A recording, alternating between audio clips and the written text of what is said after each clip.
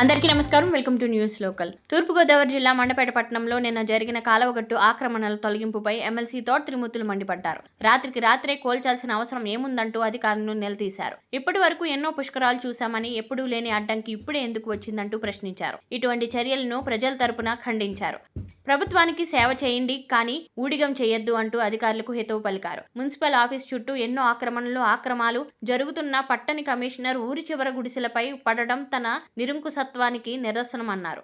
త్వరలోనే దీనికి మూల్యం చెల్లించుకోక తప్పదన్న అధికారులను హెచ్చరించారు. ఈ సమావేశంలో రెడ్డి రాధాకృష్ణ, కర్రి పాపారాయుడు, పొట్టపుడి అబ్బు, పిల్లా వీరబాబు, సిరుపురపు శ్రీనివాస్, సూరంపుడి సత్యప్రసాద్, పెంకే గంగాధరం, పోతంశెట్టి ప్రసాద్, ముమ్మిడివరపు బాపిరాజు, మందపల్లి రవి, దుగ్గిర్యాల రాంబాబు, సాధనల శివభగవాన్, మేగడ శ్రీను, పలివేల సుధాకర్ తదితరులు పాల్గొన్నారు. అందరికీ నమస్కారం. మరి ఈరోజు ఈ ప్రెస్ మీట్ ఇక్కడ ఎమ్మెల్యే గారు చేస్తున్నటువంటి అరాచకాల పైన పేదవాడిని ఏ రకంగా వెంటాడుతున్నారో వీళ్ళ యొక్క ఆస్తులు విలువలు పెంచుకోవటానికి నిన్న జరిగినటువంటి సంఘటనే ఒక ఉదాహరణ. ఎక్కడో కాలాగొట్టు మీద ఉన్నటువంటి ఇల్లు తీసేయడానికి, పెద్ద కాల దగ్గర ఇల్లు తీసేయడానికి దుర్మార్గమైనటువంటి ఆలోచన చేసి ఇప్పటి నుంచో ప్రయత్నం చేస్తున్నటువంటి విషయాలు ఈ పట్టణ ప్రజలందరికీ తెలుసు. గతంలో ఒకసారి ప్రయత్నం చేసి వాళ్ళకి ఏదైతే పొలాలు ఉన్నాయో వాటిని మెయిన్ రోడ్డు మీద తీసుకురావడం కోసం అప్పట్లోనే ప్రయత్నం చేశారు. మరి అనేక సందర్భాలుగా మేము వైఎస్ఆర్ పార్టీ తరఫుని వాళ్ళకి అండదండగుంటూ ఆపించడం కోసం ఇప్పటి నుంచో ప్రయత్నం చేశాం. అయితే ఈరోజు పుష్కరాలు అనేటువంటి ఒక కార్యక్రమాన్ని పెట్టి పుష్కరాల అభివృద్ధిలో భాగంగా ఇచ్చేస్తున్నాం అని చెప్తున్నారు. అంటే పుష్కరాలు గోదావరి పుష్కరాలా, కాలగొట్టిన పుష్కరాలా ఏమో అర్థం కావట్లేదు. పుష్కరాలు అనేటువంటి గోదావరి పుష్కరాలు పేరే గోదావరి పుష్కరాలు అనేటువంటిది పేరు. ఆ గోదావరి పుష్కరాలకు సంబంధించినటువంటి అభివృద్ధి కార్యక్రమాలు చేస్తున్నాం అని చెప్పేసి ఇక్కడ ఉన్నటువంటి కాలగొట్టిని ఈ పాకలు అయి తీసేయటం అనేటువంటిది ఏ విధమైనటువంటి న్యాయం? అది వాళ్ళు ఇల్లు లేక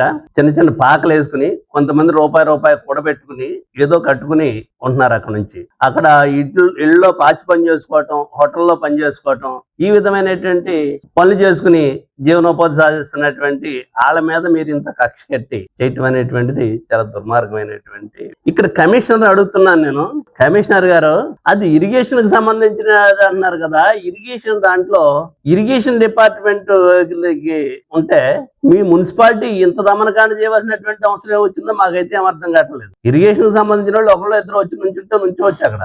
కేవలం పోలీస్ డిపార్ట్మెంట్ కానీ, ఇరిగేషన్ డిపార్ట్మెంట్ కానీ, లేదంటే మున్సిపల్ డిపార్ట్మెంట్ కానీ ప్రభుత్వాలకే పనిచేయండి, తప్పేం లేదు. ప్రభుత్వాలకు ఊడికిం చేయకండి. ఇక్కడ ప్రభుత్వాలకు పనిచేసినా పర్లేదు, కానీ ప్రజాప్రతినిధులకి ఊడికం చేసేటువంటి విధంగా మీరు పనిచేయటం ఏం చేస్తున్నారు? మీరు అర్ధరాత్రి కాడ మరి పగల ఎందుకు చేయలేదు? 3 గంటలకు వచ్చేసి తీసేయవలసినటువంటి అవసరం ఏం ఏర్పడింది ఇక్కడ?